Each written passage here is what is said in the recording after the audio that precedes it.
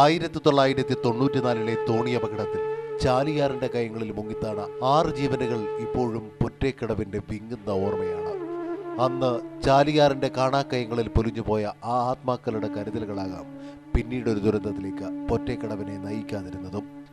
എന്നാൽ കഴിഞ്ഞ വർഷമുണ്ടായ അരീക്കോട് തോണി അപകടത്തിന്റെ പശ്ചാത്തലത്തിൽ കടത്തു തോണികൾക്ക് സർക്കാർ കർശന നിയന്ത്രണം ഏർപ്പെടുത്തിയതോടെയാണ് കോഴിക്കോട് ജില്ലയിലെ പെരുമണ്ണ പഞ്ചായത്ത് നിവാസികൾക്കും മലപ്പുറം ജില്ലയിലെ വാഴയൂർ പഞ്ചായത്തിലുള്ളവർക്കും മറുകരയിലെത്താൻ കിലോമീറ്ററുകൾ ചുറ്റി സഞ്ചരിക്കേണ്ട ഗതികേട് ഉണ്ടായിരിക്കുന്നത്.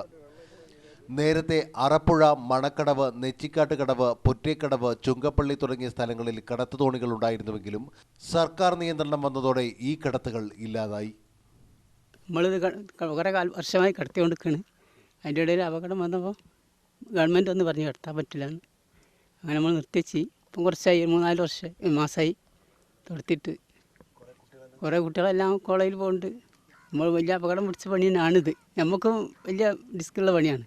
ഇതോടെ പെരുമണ്ണ പഞ്ചായത്തിലെ സ്കൂൾ കുട്ടികളടക്കമുള്ളവർക്ക് മറുകരയിലെത്താൻ 30 കിലോമീറ്ററിലധികം ചുറ്റി സഞ്ചരിച്ച് 3 ബസ്സുകളെങ്കിലും മാറിക്കയറേണ്ട സ്ഥിതിയാണ്.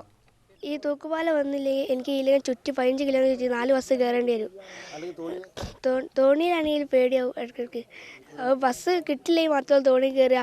ഇപ്പോൾ സ്ഥിരം കടത്തുകളില്ലെങ്കിലും പൊറ്റേക്കടവിൽ യാത്രക്കാരുടെ ആവശ്യമനുസരിച്ച് മാത്രം കടത്തു തോണി സർവീസ് നടത്തുന്നുണ്ട്. വേണ്ടത്ര സുരക്ഷാ ക്രമീകരണങ്ങളില്ലാതെ സ്കൂൾ കുട്ടികളടക്കമുള്ളവർ കടത്തു തോണിയിൽ യാത്ര ചെയ്യുന്നത് ഇനിയും ദുരന്തങ്ങൾ വിളിച്ചു വരുത്തിയേക്കാം. എന്നാൽ സ്കൂളിൽ പഠിക്കണമെങ്കിൽ 30 കിലോമീറ്റർ ചുറ്റി സഞ്ചരിക്കണമെന്ന് വിദ്യാർത്ഥികളോട് പറയുന്നതും ഔചിത്യമില്ലായ്മയാണ്. ഇവിടെ കോഴിക്കോട് ജില്ലയിൽപ്പെട്ട പെരുവണ്ണ പഞ്ചായത്തിലെ കുട്ടികൾക്ക് Farook college, Vedabhyasa college, Shafi college, അങ്ങനെ കുറേ കോളേജുകൾ ആയിട്ട് ബന്ധപ്പെടാൻ ഈ പാലം ഉണ്ടെങ്കിൽ എത്രയോ ഉപകാരപ്രദമാണ്.